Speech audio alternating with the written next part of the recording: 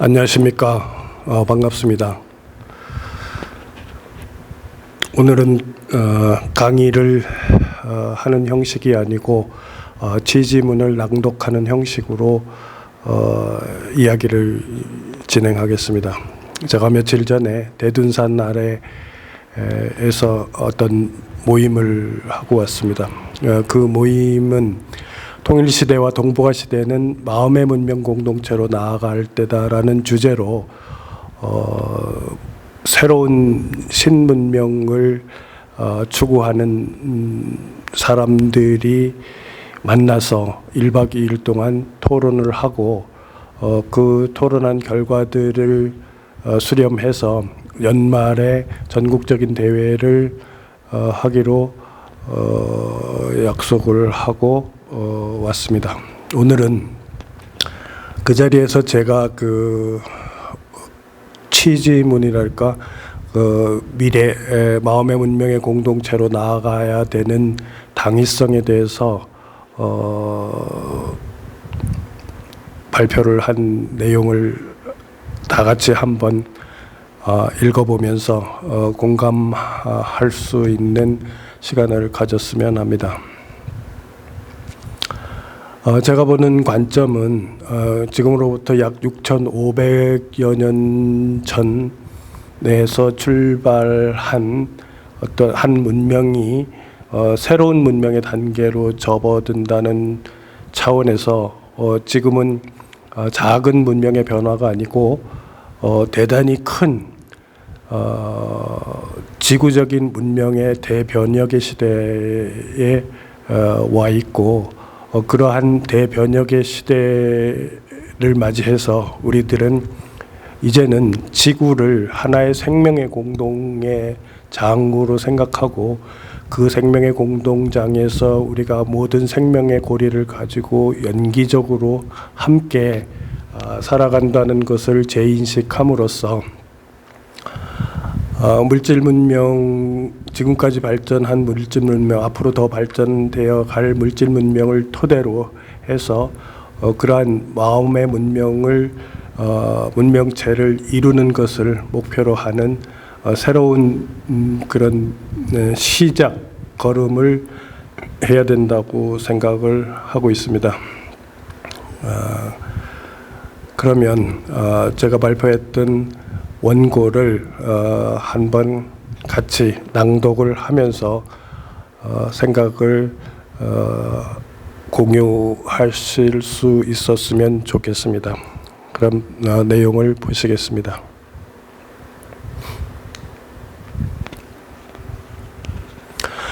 하늘의 때가 왔다. 먼 길을 돌아 이제 다시 상생의 아름다운 공동체를 이룰 때다. 조상들은 처음부터 오랜 역사 여정을 상생의 문화 공동체를 일구며 살았다. 그러다 중국 황제계를 중심으로 한 상극의 문화에 짓눌려 힘든 시절을 보내야만 했다.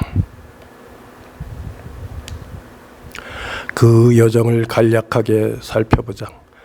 저 멀리 천산에서 광명의 신성을 공유하며 하늘 땅과 더불어 조화로운 삶의 여정을 꾸렸다. 저 중원의 들판으로 이주한 후에는 주변의 여러 종족들과 함께 상생의 문화를 바탕으로 천지인 삼재가 함께 아름답게 춤추던 시절을 보내고 있었다.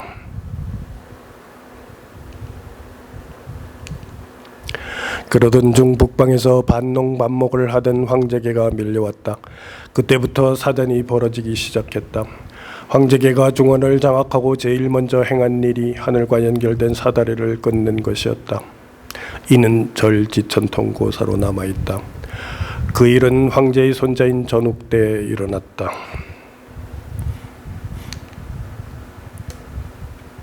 근원적인 광명에서 삼재가 나오고 그 삼재는 근원적인 섬결로 연결된 하나의 생명의 장을 이루고 있다. 숨결로 연결된 삼재의 세상을 어울러울 춤추며 조화롭게 살기를 이상으로 살던 세상에 인위적인 변화를 추구하는 세력이 나타났던 것이다. 하늘과의 소통을 단절하고 힘으로 땅의 질서를 유지하려는 세력이 등장한 것이다. 배도 세력이 땅의 질서를 구축하려고 한 것이다. 상극 세상의 싹은 여기서 자랐다. 천도를 유지하려던 조상들과 폐도로 땅을 제패하려는 세력들이 한동안 균형을 이루며 공존했다. 그러다 유교에서 황금시대의 성인으로 저항받는 요순시대가 되자 폐도는 승기를 잡기 시작했다. 요순은 무력으로 주변 세력을 사방으로 내쫓았다. 이른바 사흉이다. 요순에 쫓겨난 사흉, 공공, 환두, 곤, 삼묘 중에 우리의 조상인 환웅 세력이 있었다. 바로 여임금 말년에 지금 북경 북쪽에 있는 미룬구로 쫓겨난 공공이다. 유교 이데올로기에 점령당한 조상들은 자신의 조상인 공공을 사흉의 하나로 배웠고 조상을 쫓아낸 요임금을 성인으로 존숭했다. 역사를 잃어버린 민족이 겪어야 했던 아이러니다.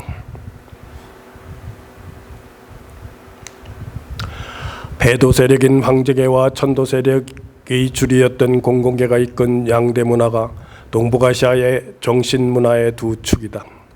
중국에서는 폐도 문화의 주류 사상이 된 유교가 정치 이데올로기로 작동하며 세상을 이끌었고 노장자의 도가나 후대의 도교와 신선 사상은 천도 문화의 아류로서 기축 문화로 작동했다.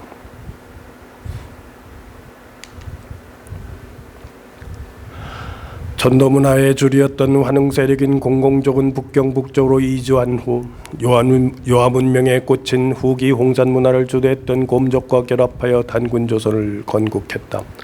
이때가 기원전 2333년으로 요임금 말년 즈음이다.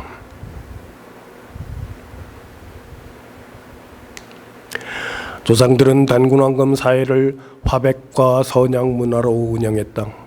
그것은 환웅이 중원에 있을 때 공동체를 운영하던 방식이다. 단군 조선에는 수많은 작은 공동체가 운영되고 있었고 그들 공동체는 각자 독자적 통치권을 가지고 있었으며 각 소 공동체의 재정일치 수장들이 모여서 대표 단군을 뽑고 그를 중심으로 나라를 운영했다.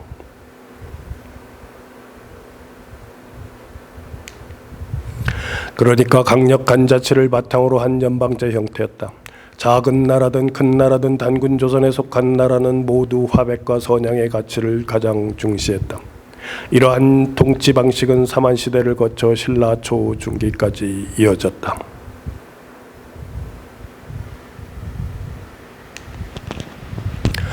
반면에 중원의 황제의 후손들은 폐도를 자신들의 통치 원리로 삼아 주변의 소국들을 점령하고 나라의 강역을 확장해 나아갔다.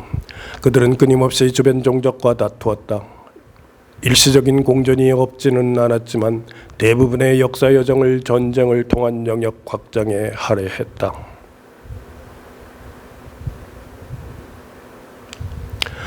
춘추시대를 지나며 폐도적 쟁투가 지나치게 확산되자 그러한 상황에 이르게 한 폐도적 행태에 강한 의구심을 가진 공자와 맹자가 왕도 정치를 제안하기에 이른다. 그러나 그 왕도 정치도 역시 우리가 유지하고 있던 천도 정치와 비교하면 폐도일 수밖에 없었다. 그들은 끊임없이 동아시아의 패권을 장악하기 위해 투쟁했다. 상나라의 폐도적 영역 확장의 여파로 요소 지역의 넓은 공간에서 활동하고 있던 단군조선 사회는 붕괴하였고 그들의 주력은 동쪽으로 이동해 요동반도와 서북한 지역에 터를 잡았다. 그들은 2주 후에도 역시 화백과 선양으로 공동체를 운영하며 서로 전쟁하지 않고 천지자연과 함께 조화로운 삶을 꾸려나갔다. 이러한 전통은 한반도의 진국으로 계승되었고 이는 다시 삼한사회로 연결되었으며 그 핵심 세력이 진안으로 이동했고 진안사록이 중심이 되어 신라를 창업했으며 신라 초중기 사회의 운영 원리는 그대로 화백과 선양이었다. 이렇게 이해하고 보면 우리 조상들은 기원전 2333년 단군 조선을 건국한 이래로 거의 2700여 년을 화백으로 운영된 민주공화제와 전제왕권을 배제한 선양으로 선출된 재정일체의 단군인 거수가 공동체를 이끌었다.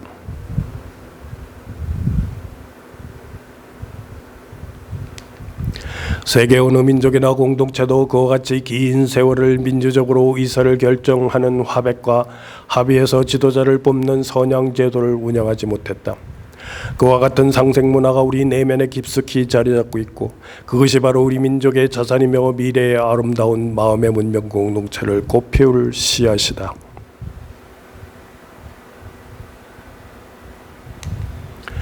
재정일체의 지도자들은 천도의 핵심 원리인 홍익인간 제세위화를 제1의 가치로 여기며 공동체를 운영했으며, 그 가치가 신라로 전달되어서는 접하군생하는 삶으로 계승되었다.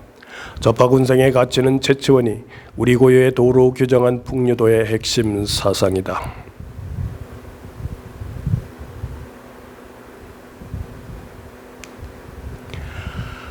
이 고유의 핵심 사상인 풍류도 혹은 풍월도는 또 다른 천도 문화인 불교와 결합하여 화랑제도를 탄생시켰으며, 그 화랑제도는 바로 이 땅의 아름다운 세상을 실현하고자 하는 고유 선인인 환인과 단군, 그리고 미륵과 그를 따르는 무리를 길러내는 교육제도였다.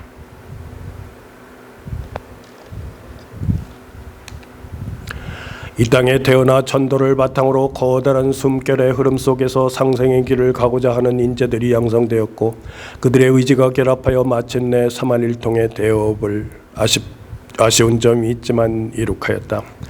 계열을 조금씩 달리하는 진환과 마한, 그리고 변환을 하나의 공동체로 만들고 통합함으로써 한민족 공동체가 탄생하게 되었다.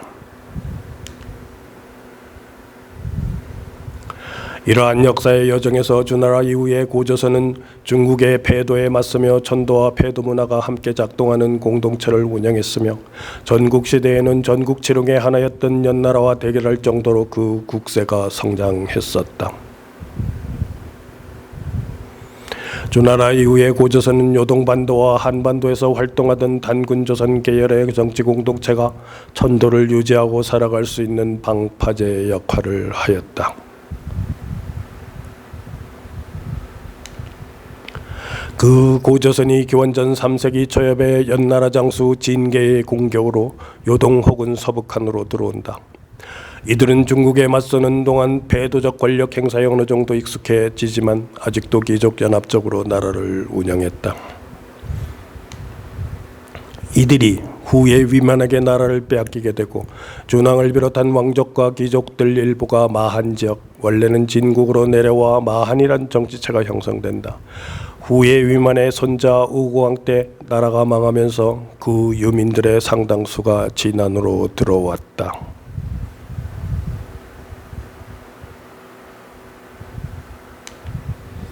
우리 민족의 또 다른 갈래인 부여족은 북만주를 주무대로 활동하면서 그 세력이 남하하여 고구려와 백제를 창업하게 된다. 조상들은 삼한과 삼국의 통합을 흔히 삼한일통이라는 용어로 표현했다. 고구려와 백제도 초기에는 오부적이 연합한 귀족연합정부 형태로 국가를 운영했다. 화백제도의 여운이 남아있었기 때문이다.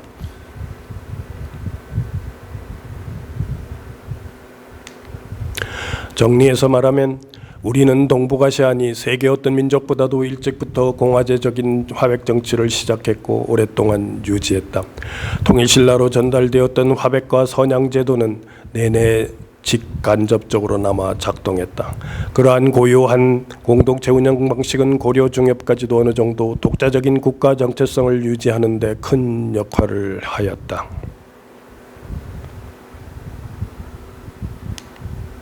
그러다가 묘청의 서경천도 운동을 기점으로 큰 흐름이 변화했다. 김부식을 정점으로 한 유교 이데올로기를 숭상하는 자들이 공동체의 주도 그룹이 되었던 것이다. 이때부터 자주적인 천도의식을 가진 사람들은 권력의 중심에 서기 어렵고, 그러다 보니 자연스럽게 고유한 민족정신을 가진 지도자들은 줄어들고 민족정신은 약화할 수밖에 없었다.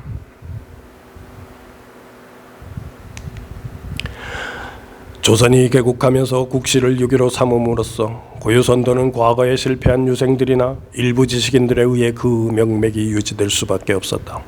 그러나 그것도 수양이란 차원의 선도 명맥이지 치국의 도로서는 작동할 수 없는 환경이 되었다. 유교는 기본적으로 황제계의 의식이 반영되며 발전한 사상이다.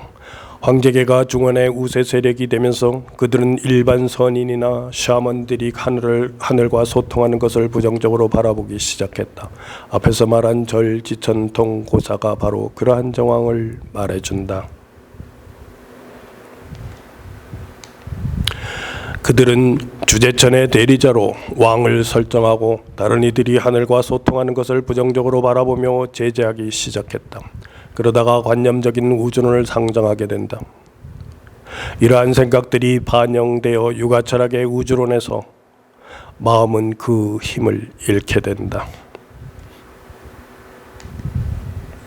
그러니까 천도에서 말하는 하늘님과 하늘님의 마음이 무시되기에 이른다. 그들은 그러한 관념적이고 유물론적인 우주론을 펼치며 예학으로 땅의 질서를 잡아가고자 했다. 이때 가장 큰 문제점은 예를 따르며 도덕적 질서를 지켜야 할 당위성이 약화된다는 것이다. 왕을 비롯한 질서의 상부를 차지하는 사람들이 도덕적으로 행위하지 않았을 때 그 행위에 대해서 정당한 법의 처벌이 발생하지 않는다면 그 행위를 제재할 방법이 없었다. 조선 후기의 위정자들이 도덕적으로 행위하지 않고 민중을 착취했을 때, 그러고도 법의 지배를 받지 않았을 때 일어난 결과는 참혹했다.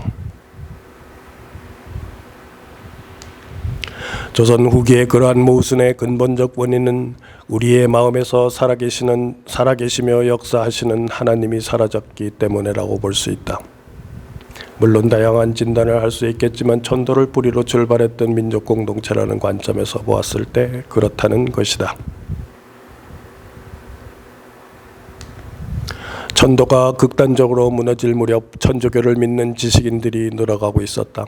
서양에서 역사하시던 하나님의 숨결을 느꼈기 때문이었을 것이다. 그러한 시대적 위기에서 민중을 구제하고 천도를 회복하기 위해 일념으로 노력한 사람이 있었다. 그가 바로 수은 최재우이다. 그는 1860년 4월 5일 드디어 하나님의 마음과 소통할 수 있게 되었다.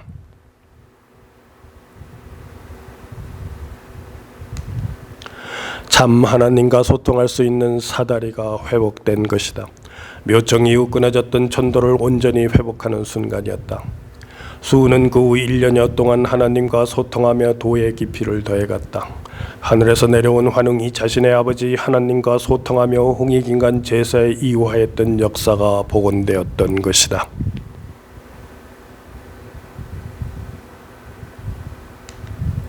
수은이 하나님과 다시 만나 하늘의 도를 회복한 것은 민족사적으로 매우 의미 있는 사건이다.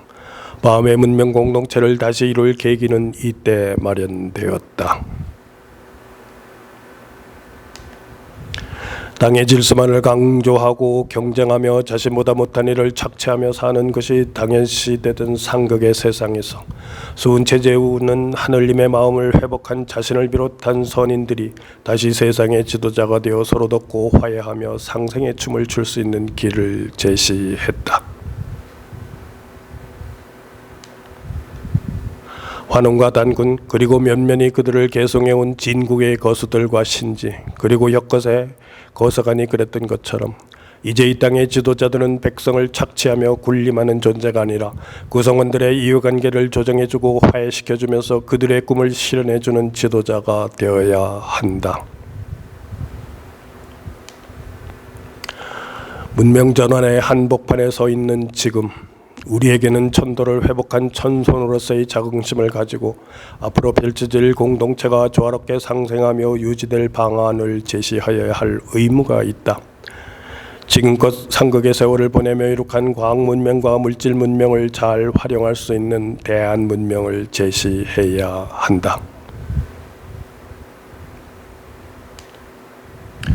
그것은 사회주의나 민주주의가 가지는 모순을 극복하는 대안이어야 한다. 그 대한문명은 과거 오랫동안 조상들이 꿈꾸던 조화 속에서 상생하려던 꿈의 연장선상에 숨어 있다.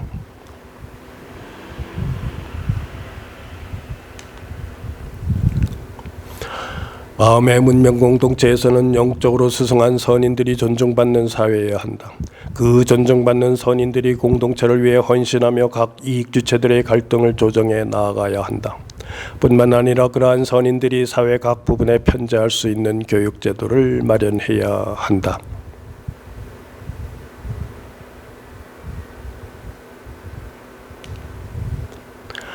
민중이 자발적으로 존중하는 선인들이 많은 세상, 그 세상은 하느님의 마음을 회복한 이들이 많은 세상이다. 하느님의 마음을 회복한 사람이 바로 환웅이요 단군이며 불보살이며 예수의 제자다. 마음의 문명 공동체는 바로 그러한 민중과 선인들이 함께 호흡하며 조화롭고 아름다운 지상낙원을 건설하려는 꿈을 가진 자들의 공동체이다.